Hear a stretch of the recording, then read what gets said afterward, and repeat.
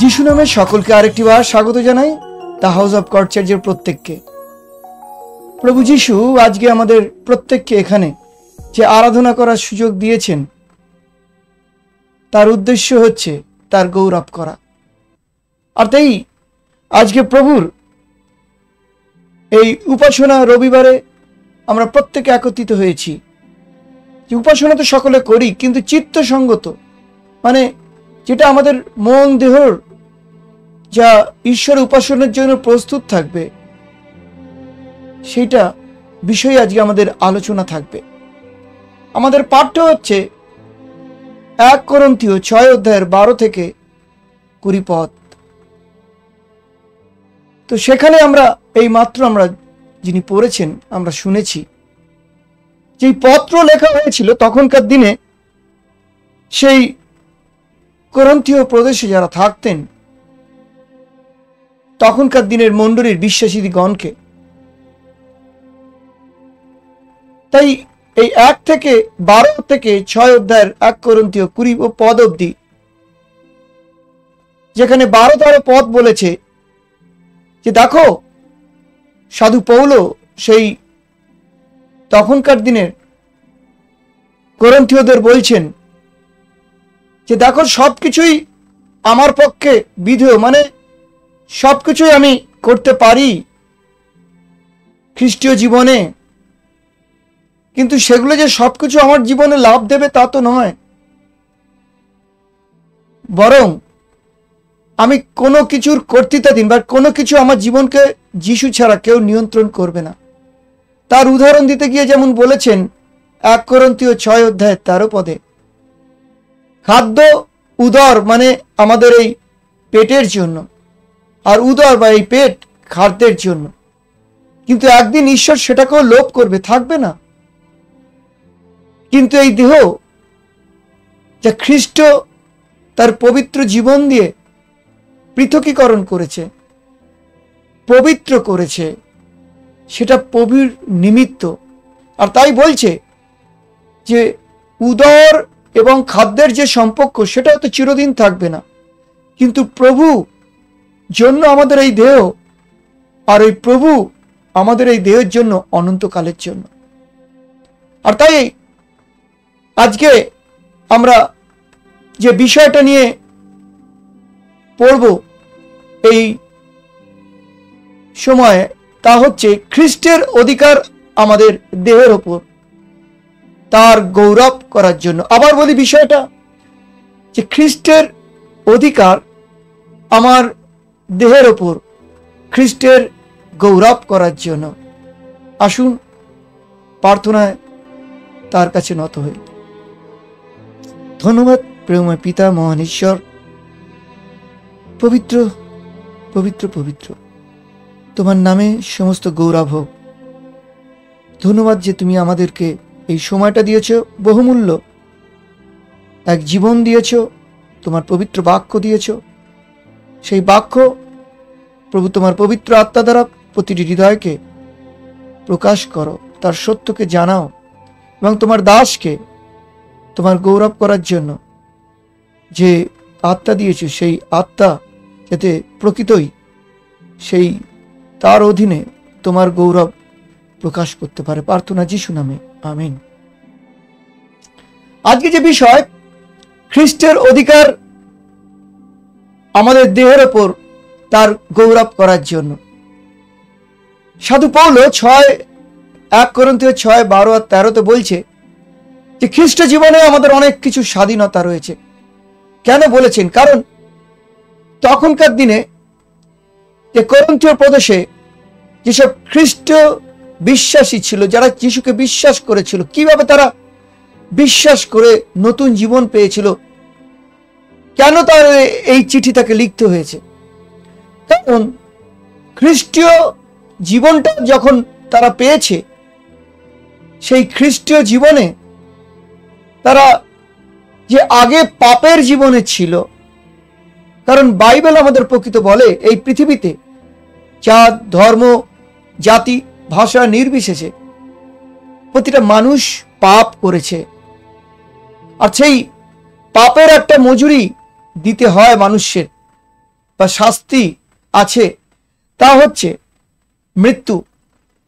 আর সেই মৃত্যু থেকে শুধু যিশু আমাদের জীবন মানে আত্মাকে বাঁচাতে নয়, এই দেহ এবং আত্মা দুটোকেই বাঁচাবার জন্য এই পৃথিবীতে প্রবেশ করেছিলেন।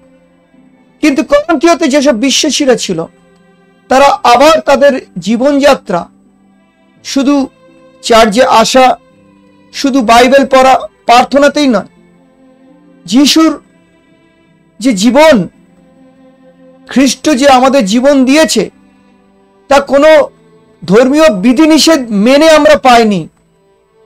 এই জীবনটা পেয়েছি, আমরা বিশ্বাস করেছি যে যিশু আমাদের পাপের প্রায়শ্চিত্ত ক্রুশে তার নিজের পবিত্র জীবন দিয়ে বলীকৃত করেছেন। আর এটাকে বলা হয় তার অনুগ্রহ বা ঈশ্বরীয় দয়া। তাই আজকে যারা আমরা ধার্মিকতা বলি, বা তখনকার দিনে করিন্থীয়তে প্রদেশে যারা চার্চে যেত, যারা ধার্মিক বলে গণিত হয়েছিল ঈশ্বরের কাছে, সেটা ঈশ্বরের দয়াতে যিশুর মধ্য দিয়ে তারা এক নতুন জীবন পেয়েছিল। আর এই নতুন জীবন যিশুর জন্য পাওয়া, আর এই নতুন জীবন হচ্ছে পবিত্রকৃত জীবন, যা শুধু বাহ্যিক বাইরে থেকে দেহের নয়, মন এবং দেহ দুটো একইভাবে পবিত্র হওয়ার প্রয়োজন আছে।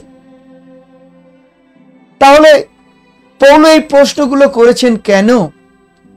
কারণ আমরা যখন খ্রিস্টীয় জীবনের স্বাধীনতা পাই, তখন আমাদের মনে হয় আমরা স্বাধীন। তখনকার দিনে তারাও কি করেছিল? তারা করিন্থীয় প্রদেশে যেসব যিশু বিশ্বাস করে বা যিশু বিশ্বাসীরা ছিল, তারা নানান ভাবে তাদের পুরনো পাপের জীবন বা পুরনো অন্যান্য ধর্মের থেকে তারা এসেছিলেন। মূর্তি পুজো সেখানে ছিল, সেখানে নানান ধরনের ধর্মীয় বিধিনিষেধ ছিল।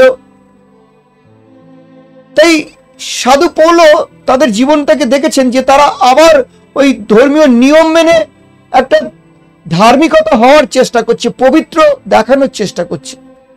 আর তাই তিনি তাদেরকে সচেতন শুধু করেননি, সত্যটাকে তিনি তাদেরকে স্মরণ করিয়ে দিয়েছেন। কি সেই সত্য? সেই সত্য হচ্ছে যে হ্যাঁ, আমরা যিশুতে স্বাধীন হয়েছি দুটো মূলত জিনিস থেকে। যে কি থেকে? দুটো জিনিস থেকে আমরা বলছে আমরা স্বাধীন হয়েছি, যে পাপ থেকে। রোমীয় 6:14 বলে যে পাপ তোমাদের ওপর কর্তৃত্ব করবে না। কাদের ওপর? যারা যিশুর কাছে বিশ্বাস করে এক নতুন জীবন পেয়েছেন। বলেছে দ্বিতীয় কি, শুধু পাপের কর্তৃত্বের অধীনে থাকবে না, তিনি আরো বলেছেন যে আমরা কোনো ব্যবস্থার অধীন নই। তার মানে কোনো ধর্মীয় ব্যবস্থা, ধর্মীয় নিয়ম কানুন আমাদের খ্রিস্টীয় জীবনকে নিয়ন্ত্রণ করবে না। আর এই নিয়ন্ত্রণ শুধু পাপ এবং ধর্মীয় ব্যবস্থা আমাদের মনকে শুধু নিয়ন্ত্রণ করবে না, আমাদের এই দেহকেও নিয়ন্ত্রণ করবে না। সাধু পৌল তিনি দেখেছিলেন যে এইখানে প্রদেশের লোকেরা তারা কি করেছিল? তারা ভেবেছিল আমাদের তো কোনো ধর্মীয় নিয়ম কানুন নেই, আমরা সবকিছুই করতে পারি। হ্যাঁ, খ্রিস্টেতে একটা স্বাধীনতা আমাদের আছে, কিন্তু সাধু পৌল বলছে যে আমি সবকিছু করতে পারি বলেই সবকিছুই খ্রিস্টকে গৌরব দেবে বা ভালো করবে আমার খ্রিস্টীয় জীবনকে না। কিন্তু তিনি কি বলেছেন শুনুন, 1 করিন্থীয় 6:12 যে সবকিছুই আমার পক্ষে বিধেয়, মানে ঠিক আছে সবকিছুই করতে পারি আমি, কিন্তু সেগুলো সবকিছুই যে হিতজনক ভালো খ্রিস্টীয় জীবনে তা নয়।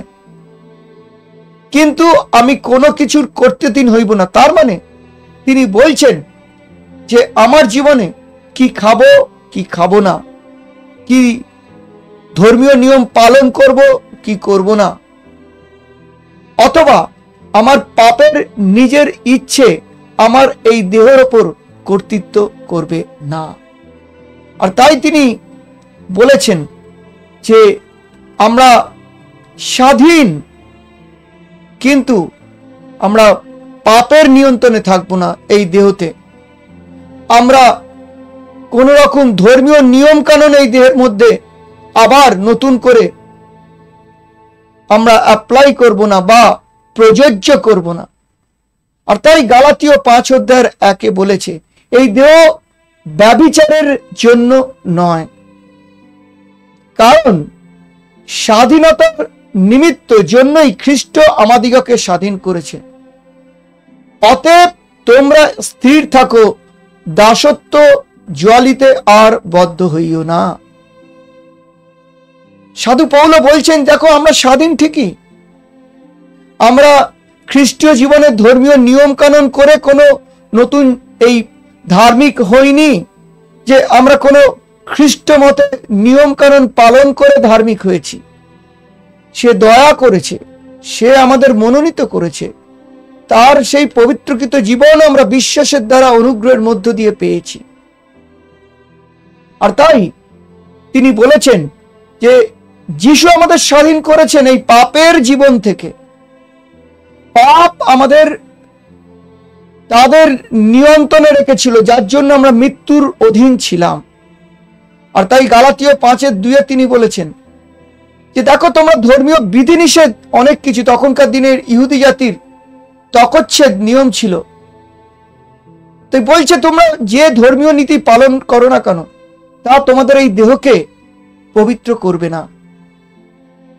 কারণ কি জানেন? তিনি মনে করিয়ে দিয়েছেন রোমিও 6:22 কিন্তু এখন তোমরা পাপ থেকে স্বাধীন হয়েছ, ঈশ্বরের দাস হয়ে তোমরা পবিত্রতার জন্য ফল পাইছ, তার পরিণাম অনন্ত জীবন। আমেন। তাহলে আজকে যখন আমরা এই দেহ খ্রিস্টের, তখনকার দিনে যা অসুবিধে বা সমস্যা ছিল এই পত্র লিখেছিল, আজকে আমাদের জন্য কি প্রযোজ্য? নিশ্চয়ই। কারণ আজকের দিনে একটা কথা খুব শোনা যায়, আমার দেহ আমার স্বাধীনতা, আমার দেহকে আমি কিভাবে করব, আমার স্বাধীনতা, কেউ কিছু বলবে না। এই স্বাধীনতা খ্রিস্ট আমাদের জীবনে দেয়নি। কারণ আমাদের তিনি স্বাধীন করেছেন এই দেহকে পাপের জন্য ব্যবহার করার জন্য না, ধর্মীয় বিধি নিষেধের জন্য নয়, কারণ তাতে কোনো লাভ হবে না। বরং আমাদের জীবনকে পাপ না ধর্মীয় নিয়ম কানুন আমাদের শাসন করবে বা আমাদের নিয়ন্ত্রণ করবে। তাহলে শাসন করবে কে? নিয়ন্ত্রণ যিশুর দয়া, অনুগ্রহ, আর তার খ্রিস্ট যে কারণে স্বাধীন করেছে তাকে গৌরব করার জন্য, তার জন্য। আর তাই খ্রিস্টেতে আমাদের স্বাধীনতা আছে মানে এই নয় যে আমি আমার দেহকে আমার সুখের জন্য যেভাবে ইচ্ছে ব্যবহার করতে পারি। তাই সাধু পৌল এই স্বাধীনতা সম্বন্ধে বলেছেন 1 থেসলোনিয় 4:3 এবং 5 পদে, ঈশ্বরের ইচ্ছা এই তোমাদের পবিত্রতা। আর তাই ঈশ্বর চান আমরা যাতে এই দেহটা, শুধু মনকে নয়, এই দেহটাকেও যিশুর মতো পবিত্রতায় রাখি। বলেছেন তোমরা ব্যভিচার থেকে দূরে থাকো। তাই বলেছেন ঈশ্বরের পবিত্রতায় এবং সমাদরে নিজ নিজ পাত্র লাভ করিতে যাতে জানো, পরজাতির মতো কামনা বিলাসে চলিও না। কিন্তু আজকালকার দিনে স্বাধীনতা খ্রিস্টীয় জীবনে, খ্রিস্টের বাইরে গিয়ে আমাদের আবার সেই পাপের জীবনে নিয়ে যায়। আমরা আমাদের শরীরের জন্য অনেক কিছু করি, ডায়েট করি, ভালো খাওয়ার যাই, জিম যাই, তারপরও আমাদের এই দেহ একটা সময় মৃত্যুতে, রোগে হারিয়ে যায়। আমরা বাইরে থেকে অনেক এই দেহটাকে পরিষ্কার রাখার চেষ্টা করি, কিন্তু সাধু পৌল এই দেহ নিয়ে প্রশ্ন তুলেছেন 1 কোরিন্থীয় 6:15 বলছে, তোমরা কি জানো না তোমাদের দেহ তোমাদের খ্রিস্টের অঙ্গ, আর এই অঙ্গ লইয়া কি তোমরা বেশ্যার অঙ্গ করিব? বলেছেন তাহা দূরে থাকুক, এটা করো না। তার মানে এই দেহটা খ্রিস্টের দেহের মধ্যে এক পবিত্রতা বহন করছে। ঈশ্বর এই পৃথিবীর পাপকে মুক্ত করার জন্য তার পুত্র, পবিত্র পুত্র যিশুকে তিনি বিনিয়োগ করেছেন। আমরা আমাদের দেহেতে অনেক অর্থ বিনিয়োগ করি সুস্থ রাখার জন্য, সুন্দর রাখার জন্য, কিন্তু সেটা কিন্তু আমাদের সারা জীবন সুস্থ রাখে না, আনন্দিত রাখে না, দেহটাকে স্বাভাবিক রাখে না। তাই ঈশ্বর তিনি বিনিয়োগ করেছেন আমাদের এই দেহটার জন্য এবং মনটা, আত্মার জন্য। তাই শুধু আত্মার পবিত্র নয়, যা ঈশ্বর বলেন এই দেহটারও একটা পবিত্রতা তিনি দাবি করেছেন। আর তাই যিশুকে তিনি পৃথিবীতে বিনিয়োগ করেছেন আপনার আমার এই জীবনের জন্য। তিনি তার নিজের লাভের জন্য নয়, বরং তিনি চান, যিশুকে এই পৃথিবীতে পাঠিয়েছিলেন যাতে আমরা পাপের জীবন থেকে এই দেহ এবং আত্মায় তার কাছে ফিরে আসি। আর তাই হিব্রীয় 13 অধ্যায় 9 পদে বলে যে তোমরা এই হৃদয়ের মধ্যে যে ঈশ্বরের ভালোবাসা, অনুগ্রহ পেয়েছো তাতে স্থির থাকো। কোনো বিশেষ খাদ্য অবলম্বন করা ভালো নয়, কারণ তাতে কোনো সুফল আসবে না। তাই ধর্মীয় বিধি, নীতি, উপবাস অনেক কিছু আমরা করতে পারি, কিন্তু এই দেহটা খ্রিস্টের জন্য, তার দ্বারা পবিত্র হয়েছে। আর তাই তিনি বলেছেন 1 কোরিন্থীয় 6 অধ্যায় 17 পদে যে যে ব্যক্তি প্রভুতে সংযুক্ত হয় সে তাহার সহিত একাত্ম হয়। আর তাই 1 পিতরের 1:2 বলে যে ঈশ্বরের পূর্বজ্ঞান অনুসারে আত্মার পবিত্রকরণের জন্য তোমরা খ্রিস্টের রক্তক্ষরণের জন্য মনোনীত হয়েছ। তাই আজকে আমাদের এই স্বাধীনতা, এই খ্রিস্টীয় জীবনে এই দেহের স্বাধীনতা খ্রিস্টের গৌরব করার জন্য। আর তাই আজকে যে বিষয় পড়ছিলাম যে খ্রিস্টের অধিকার আমাদের দেহের ওপর তার গৌরব করার জন্য, তার প্রথম পয়েন্ট হচ্ছে যে এই খ্রিস্টীয় দেহের স্বাধীনতা, যেটা নিয়ে এতক্ষণ আমরা সমস্ত অনুশীলন করলাম। আর তাই এবার আমরা দ্বিতীয় অংশে যাব, যেখানে আমরা দেখব যে সাধু পৌল বলেছেন যে 1 কোরিন্থীয় 6:20 যে তোমরা আর নিজের নও, কারণ মূল্য দ্বারা তোমাদের কেনা হয়েছে, অতএব তোমরা খ্রিস্টেতে গৌরব করো। তো বলছে যে তোমাদের এই দেহটা তোমাদের নিজের নয়। কি করে সম্ভব? রোজ আমি আমার পয়সা, অর্থ খরচ করে খাচ্ছি, যত্ন নিচ্ছি, ডাক্তার যাচ্ছি, হাসপাতাল যাচ্ছি, ভালো জামা কাপড় পরছি। অবশ্যই সবকিছুর যোগানদাতা ঈশ্বর, কিন্তু তার থেকেও বড় এখানে যেটা বলা হচ্ছে যে আপনার জামা কাপড়, আপনার ভালো খাওয়া দাওয়া আপনার এই দেহটাকে পবিত্র ঈশ্বরের সামনে করতে পারে না। এই দেহটা পবিত্র হয়েছে, শুধু একটা নতুন স্বাধীনতা পায়নি, এই দেহটা একটা মূল্য আছে। আর সেই মূল্যটা আজকে আমাদের স্মরণ করাচ্ছে। কেন? তখনকার দিনের এই কোরিন্থীয় প্রদেশে তারা অনেক সময় ভুলে যেত যে তারা যিশুর সন্তান। যিশু শুধু একটা ধর্মীয় নিয়ম করার জন্য আমাদের এই নতুন জীবন দেননি। যিশু এই দেহটাকে দিয়েছেন, তার অধিকার সব থেকে বড় বেশি, আর তার জন্য তিনি নিজের পবিত্র জীবন দিয়েছেন। আর সেই জন্য তিনি স্মরণ করিয়ে দিয়েছেন যে তোমরা নিজের নও। কারণ আমরা ভাবি আমার এই দেহ আমি যেভাবে খুশি চালাবো, আমার ইচ্ছে। হ্যাঁ, পৃথিবীতে এটাই আজকে প্রচলিত নিয়ম হয়ে দাঁড়িয়েছে, কিন্তু খ্রিস্ট বলেছে ওই নিয়ম খ্রিস্টীয় জীবনের সাথে সঙ্গতিপূর্ণ নয়। যারা খ্রিস্টকে সমস্তভাবে গ্রহণ করেছি, বিশ্বাস করেছি যে আমাদের পাপের জন্য তিনি তার নিজের জীবন, পবিত্র জীবন দিয়েছেন, সেই জীবন দিয়ে আমাদের পবিত্র করেছেন, আর সেই পবিত্রতার জীবনে আমরা পৃথকীকরণ হয়েছি। আমরা আলাদা হয়েছি, সেই আলাদার মধ্যে তিনি বলেন যে সমস্তভাবে যাতে আমরা তার গৌরব করি। আর আজকে যখন সাধু পৌল একথা বলেছেন যে তোমরা নিজের নও, স্মরণ করিয়ে দিচ্ছেন হিব্রীয় 13 অধ্যায়ের 12 পদে যে যিশু নিজের রক্ত দ্বারা পবিত্র করার জন্য আমাদেরকে তিনি পুরোদ্বারের বাইরে মৃত্যুবরণ করলেন, তিনি তার পবিত্র রক্ত দ্বারা করেছেন। সাধু পৌল আরো মনে করিয়ে দিয়েছেন এই দেহটা শুধু তিনি কেনেননি তার নিজের পবিত্র জীবন দিয়ে। বলছে তোমরা কি জানো না 1 করিন্থীয় 6:19 যে তোমাদের দেহ পবিত্র আত্মার মন্দির, যিনি তোমাদের অন্তরে থাকেন, যাহাকে তোমরা ঈশ্বর থেকে প্রাপ্ত হইয়াছ। আমেন।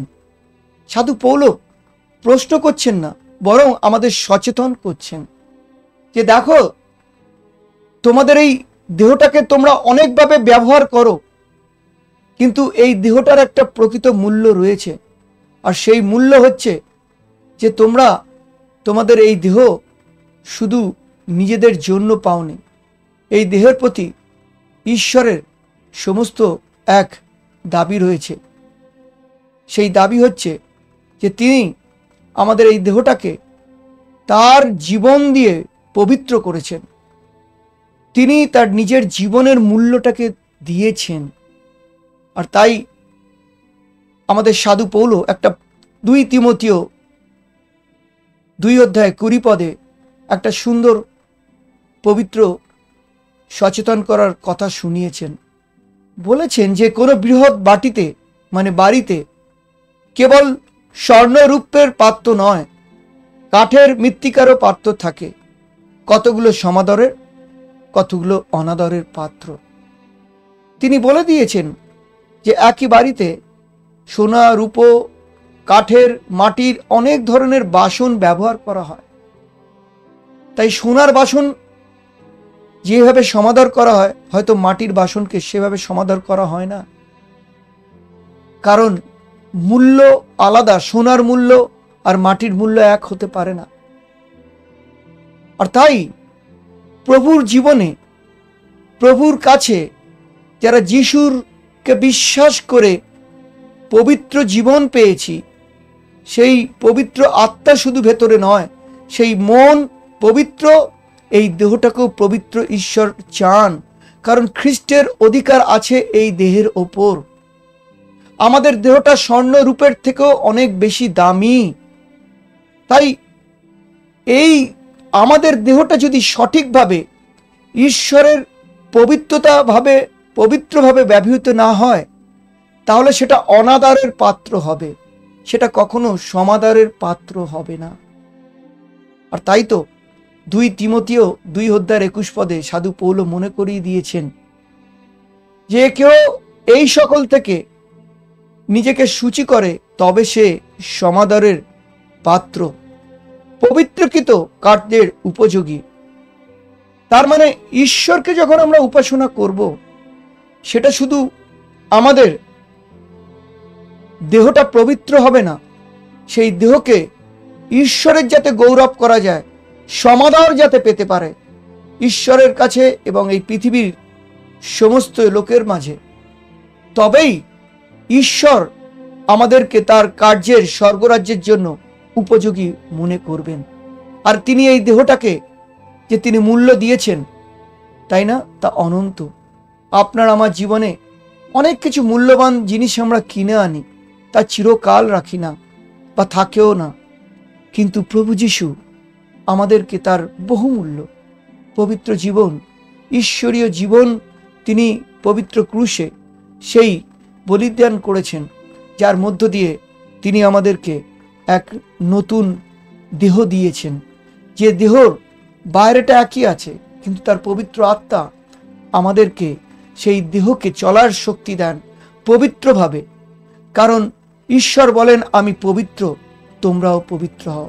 সেই পবিত্রতা শুধু বাইরে থেকে দেহর নয়, আবার শুধু মনের আত্মিক পরিবর্তনও নয়, এই পবিত্রতা উভয় ক্ষেত্রেই রাখে। তাই তো মনে করিয়ে দিয়েছেন খাদ্যের জন্য উদর, পেট, অথবা পেটের জন্য বা উদরের জন্য খাদ্য। তাই খ্রিস্ট এই দেহের জন্য আর এই দেহ খ্রিস্টের জন্য। এই সম্পর্ক, এই পবিত্রতা তখনই আমরা বহন করতে পারি যখন আমরা সম্পূর্ণ তার নিয়ন্ত্রণে চলি, এবং ওটাই প্রকৃত স্বাধীনতা। যিশু এই পৃথিবীতে কিন্তু সেই স্বাধীনতায় তিনি চলেছিলেন।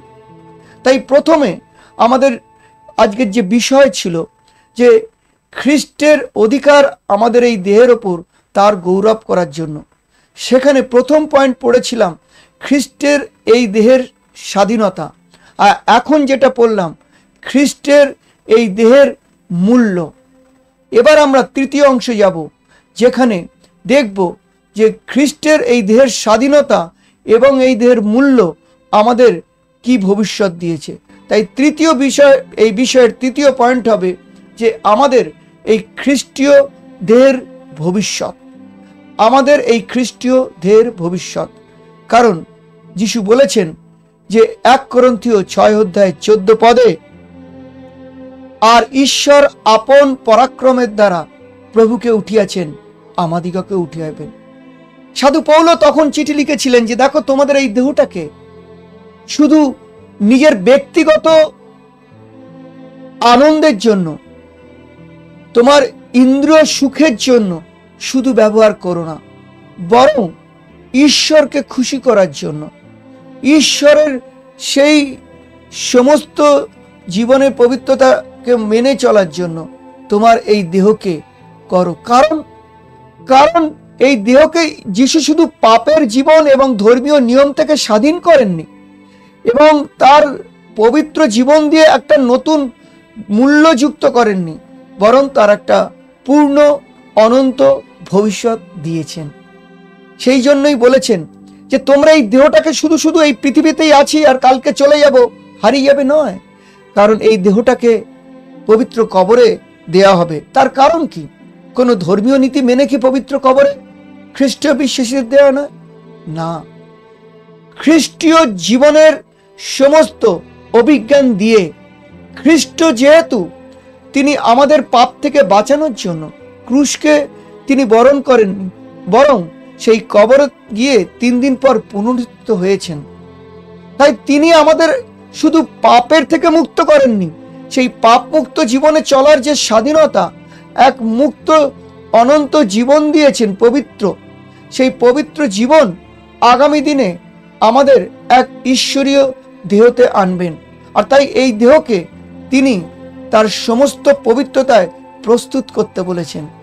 কারণ ওই কবরে আমরা যখন শোব, তিনি তার সেই পুনরুত্থিত সমস্ত প্রতিজ্ঞা অনুসারে আমাদের এই দেহকে উঠাবেন। রোমিও 8 অধ্যায়ে আমরা যদি দেখি, সেখানে 11 পদে বলে, যিনি মৃতগণের মধ্য হইতে যিশুকে উঠালেন, তার আত্মা যদি তোমাদের মধ্যে বাস করে, তাহলে যিনি মৃতগণের মধ্য হইতে খ্রিস্ট যিশুকে উঠালেন, তিনি তোমাদের অন্তরে বসবাসকারী আপন আত্মা দ্বারা এই মর্তে দেহকে জীবিত করবেন। আবার শুনুন, এই মর্তে এই দেহকে জীবিত করবেন। তার কালে আমরা মৃত আছি। বাইবেল অনুযায়ী যিশু আমাদের প্রভু বলেন যে যারা এই পৃথিবীতে বাস করি, আমাদের দেহ বাইরে থেকে চলে, চোখ দিয়ে বোঝে সবকিছু, কিন্তু আত্মিকভাবে ঈশ্বর কে, তার সত্য কি, তার দুটো জিনিস। এক, ঈশ্বর যিনি সৃষ্টিকর্তা শুধু নয়, তিনি আমাদেরকে সমস্ত সেই অনুগ্রহ জীবন দেওয়ার প্রতিশ্রুতি তার পুত্র যিশুর মধ্যে দিয়েছেন। তাই তিনি এই জীবনটা আমাদের, আমরা যখন যিশুকে জানতাম না, তখন আমাদের পাপের ইচ্ছে দ্বারা চলতাম, আর তাই আমাদের মৃত্যুই জীবনে শেষ আশা। কিন্তু যিশু, যিনি আমাদের এই জীবনকে মৃত্যুতে হারাতে দেবেন না, বরং মৃত্যুঞ্জয়ী জীবন দিয়েছেন। তাই যখন আমরা যিশুকে বিশ্বাস করি এবং সেই বিশ্বাস দিয়ে আমরা পাপের জীবন থেকে এক নতুন সেই অনন্ত বা পবিত্র জীবন পাই, কোনো ধর্মীয় কাজ করে নয়। যিশু যে কাজ ক্রুশে করেছেন এবং কবরে গিয়ে 3 দিন পর উঠেছেন, তা বিশ্বাস করার জন্য। তাই বিশ্বাস দ্বারা আমরা এই নতুন জীবন পেয়েছি। যে পুরনো দেহ হলেও এই মর্তে আমাদের আত্মা, মনের সমস্ত তিনি এই জাগতিক সমস্ত যে পাপের অভিলাষ, সেখান থেকে তিনি তার ঈশ্বরের প্রতি ভালোবাসার অভিলাষে, পবিত্রতার অভিলাষে, তার আকাঙ্ক্ষাকে, তার সম্পর্ককে প্রতিষ্ঠিত করার জন্য প্রস্তুত করেছেন। আর তাই ফিলিপিও 3:21 বলে যে যিশু নিজে শুধু ওঠেননি, তিনি আমাদের এই দেহটা তো পচনশীল, সেই দেহটাকেও তিনি কবর থেকে তার দেহের সমরূপ করবেন। তার মানে তিনি যেমন কবর থেকে উঠেছিলেন, আমাদেরও সেই কবর থেকে উঠাবেন। 1 কোরিন্থীয় 15:42 বলে যে তিনি বলেছেন তিনি যে মৃতগণের পুনরুত্থান করবেন আমাদের জীবনে, কারণ যা ক্ষয়ে বপন করা যায় অক্ষতায় উত্থাপন করা হয়। তার মানে তিনি বলছেন যে আমাদের এই দেহটা মরণশীল, ক্ষয়শীল, দিনে দিনে আমরা যত যাব তার একটা শেষ হবে। কিন্তু তিনি বলেছেন এই ক্ষয়ে বপন করা যায় ঠিকই, কিন্তু তার মধ্যে তিনি তার পবিত্র আত্মা দিয়েছেন, তার প্রতিজ্ঞা দিয়েছেন, যারা তাকে বিশ্বাস করবে তারা প্রকৃতই সেই অক্ষয় সমস্ত জীবনে পরিবর্তিত হবে। যখন এই ক্ষয়ের জীবনটা, মানে আমাদের এই দেহটা পৃথিবীতে সমস্তভাবে একটা দিন আসবে, হয় যিশু আগে আসবেন, আমরা এই জীবিত অবস্থায় তার সাথে আরেকটি বার নতুন সেই স্বর্গের মধ্যে প্রবেশ করব নতুন জীবনে দেহতে, না হলে যদি তার আসার আগে আমাদের এই দেহের কিছু হয়, সেক্ষেত্রে আমরা কবরে অপেক্ষা করব। কারণ তিনি এই ক্ষয়শীল দেহটাকে অক্ষয়শীলতার দেহ, যা কোনোদিন আর কোনো রকমভাবে মুছে যাবে না। অনেকে বলেন এটা কি সম্ভব যে একটা দেহ কিভাবে সেই দেহটাকে বদলাবে? তাহলে বলি, আজ থেকে 2000 বছর আগে যিশু যখন কবরে গিয়েছিলেন, সেই দিকে যাতে আমরা তাকাই। তাই আজকে সাধু পৌল 1 কোরিন্থীয় 6:18 বলেছেন, তোমরা ব্যভিচার হইতে পলায়ন করো। হ্যাঁ, আজকে আমরা দেখি লিভ টুগেদার করে অনেক খ্রিস্ট পরিবারে, সমাজ ব্যবস্থার মধ্যে অনেক কিছু তারা ইয়ং বয়সে বিবাহিত না করে তারা ব্যভিচার করেন, অথবা বিবাহের পরও তারা করেন। তাই সাধু পৌল বলেছেন এই দেহ তোমাদের নয়, এই দেহ স্বাধীনতা দিয়েছে খ্রিস্ট তার গৌরব করার জন্য। খ্রিস্ট এই দেহের তার জীবনের পবিত্র মূল্যযুক্ত করেছেন তার গৌরব করার জন্য। আর তৃতীয়, খ্রিস্টে এই আমাদের দেহের ওপর অধিকার দিয়েছেন আমাদের এক ভবিষ্যৎ দেহের জন্য। তাই আসুন, যিশু বলেছেন সাধু পৌলের মধ্য দিয়ে 1 কোরিন্থীয় 6:20, তোমরা নিজের নও, তোমাদের মূল্য দ্বারা কৃত হয়েছে, তাই তোমাদের দেহে গৌরব করো। ফিলিপিও 3:20 বলে যে আমরা খ্রিস্টের আগমনের প্রতীক্ষা করছি, তাই এই দেহকে আমরা প্রস্তুত করব। এই দেহের মধ্যে কোনো রকম এমন কিছু করব না যা আমাদের জীবনকে সমস্ত কলঙ্কিত করবে না। খ্রিস্টকে, যিনি আমাদের মধ্যে রয়েছেন, জীবনের প্রতিটি ধারায় তার পবিত্র রক্তের দ্বারা সূচিত হয়েছে, পবিত্র আত্মার দ্বারা নিয়ন্ত্রিত হয়েছে, পবিত্র দেহের দ্বারা মুদ্রাঙ্কিত, পবিত্র আত্মা দ্বারা মুদ্রাঙ্কিত হয়েছে। সেই দেহের ওপর আমরা তার খুশিতে, তার অধিকারকে আগে জীবনকে সমর্পিত করব। রোমীয় 12:2 বলে যে সমস্তভাবে লোকেদের, তোমরা এই জগতের লোকেদের মতো নিজেদের জীবনকে চলতে দিও না, বরং খ্রিস্টীয় ভালোবাসার জীবনে তার চিন্তাধারায় পরিবর্তন করো। জানো যে কোনটা ঠিক, কোনটা যিশুকে খুশি করে, কোনটা ঈশ্বরকে খুশি করো। আর তাই তিনি বলেছেন যে আমি তোমাদের অনুরোধ করছি, তোমরা আপন আপন দেহকে জীবিত, পবিত্র, ঈশ্বরের প্রীতিজনক বলিরূপে উৎসর্গ করো। ভাবুন, আপনার এই দেহটাকে ঈশ্বর বলেনি গরু, ছাগল, ভেড়া এগুলোকে তুমি বলি দাও তার কাছে, পবিত্র আরাধনা করে। তবে তিনি বলছেন তোমার এই দেহের ইচ্ছে, তোমার এই দেহের অভিলাষ, তোমার এই দেহের সমস্ত অপবিত্রতাকে যিশুর কাছে অর্পণ করো। তার পবিত্র জীবন তুমি পেয়েছো, সেই জীবনে তার ইচ্ছেকে, তার স্বাধীনতা থেকে, তার ভালোবাসাকে, তার জীবনের মূল্যকে তুমি বহন করো। তুমি পবিত্র। তাই আজকে আমাদের নতুন পবিত্রকৃত জীবন নিয়ে যে আমাদের এই বাক্য, তিনি বলেছেন সেই পবিত্র জীবন শুধু মনে নয়, শুধু বাহ্যিক ছোঁয়া না ছোঁয়ার মধ্যে নয়, সমস্ত হবে যা আমাদের ভেতরের আত্মা, পবিত্র আত্মা ঈশ্বরের আমাদের এই দেহকে সমস্ত আকাঙ্ক্ষা, অভিলাষ, সমস্ত পরীক্ষিত জীবনে প্রলোভন থেকে রক্ষা করবেন। প্রভু যিশুকেও 40 দিন অনাহারের পর এই দেহের মধ্যে যখন তার ক্ষুধা রয়েছে, সমস্ত দুর্বল রয়েছে, শয়তান তাকে তাড়না দিয়েছিল, প্রভাবিত করেছিল, কিন্তু তিনি পাপ করেননি। তবেই কিন্তু খ্রিস্টের কাছে, ঈশ্বরের কাছে তিনি এক পবিত্র মূল্য দিতে পেরেছেন মানব জাতির পাপের জন্য, না হলে তা সম্পূর্ণ হতো না আজকে। আর সাধু পৌল 12:1 বলেছে, এটাই চিত্তসঙ্গত আরাধনা। ঈশ্বরকে যদি উপাসনা করতে হয় কোনো দ্রব্য বস্তু দিয়ে নয়, বরং খ্রিস্টের যে জীবন আমরা পেয়েছি তার পবিত্র আত্মা দিয়ে এই দেহটাকে পবিত্র ধারায় তার কাছে সমর্পিত করা, যা তাকে সন্তুষ্ট করে। আমাদের কোনো কথা, কোনো বস্তু, কোনো কিছু দিয়ে ঈশ্বরকে আমরা সন্তুষ্ট করতে পারি না।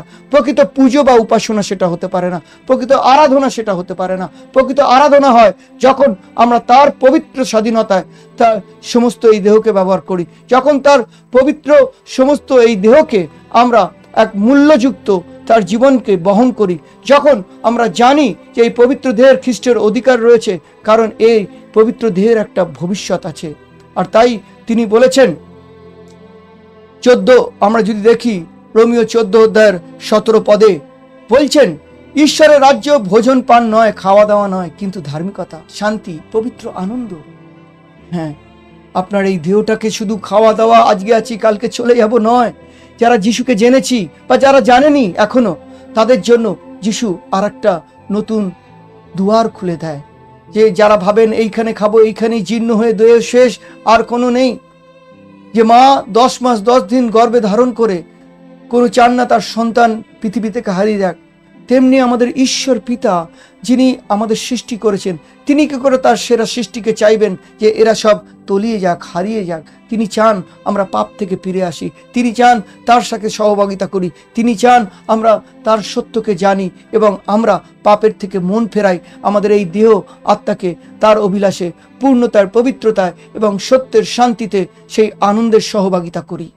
আর তাই তিনি বলে দিয়েছেন যে 1 কোরিন্থীয় 10:31 যে তোমরা যা কিছু করো, খাও দাও, ভোজন করো, পান করো, ঈশ্বরের গৌরবার্থে করো। আজকে আমাদের জীবন, খ্রিস্টীয় জীবনে কোথায় দাঁড়িয়ে আছি? আমাদের এই দেহ কি কোনো ব্যভিচারের অঙ্গ? আমাদের মন কি কোনো অভিলাষের অঙ্গ? সেটা যদি খ্রিস্টের ইচ্ছেতে না হয়, যদি খ্রিস্টের সত্যতে না হয়, পবিত্রতার মধ্যে না হয়, তাহলে সেটা ব্যভিচার, তাহলে সেটা খ্রিস্টের গৌরব নয়, অগৌরবের করছে। সেটা খ্রিস্টকে খুশি করে না, ঈশ্বরকে খুশি করে না। সেটা আপনাকে খুশি করতে পারে, আপনার গৌরব হতে পারে, খ্রিস্টের গৌরব হয় না। তাই দুটো জীবন হতে পারে না, আপনার ইচ্ছে আর ঈশ্বরের ইচ্ছে পূর্ণ। আর হতে পারে না আপনার না প্রশংসা হবে, ঈশ্বরের প্রশংসা হবে।